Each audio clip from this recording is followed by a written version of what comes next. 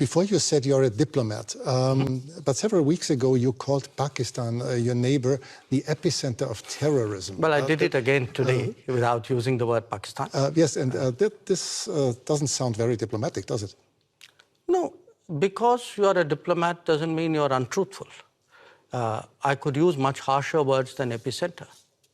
So believe me, considering what has been happening to us, I think epicenter is a very diplomatic word, because this is a country which has attacked the Parliament of India some years ago, which attacked the city of Mumbai, which went after hotels and foreign tourists, which every day sends terrorists across the border. But of course not as a country.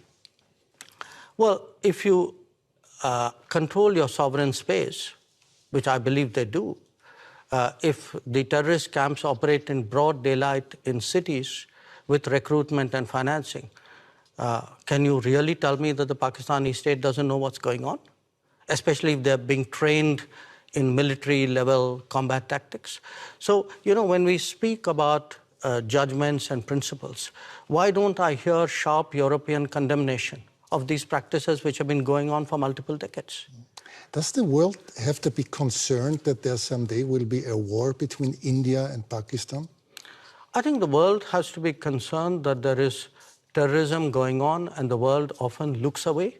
The world often feels it's not my problem because it's happening to some other country.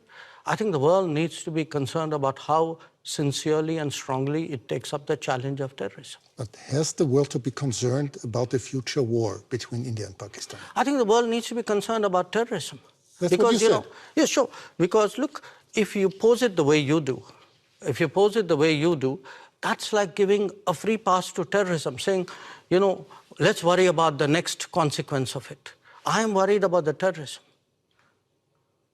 Okay, let's change the subject. You frequently said that India has a very complicated relationship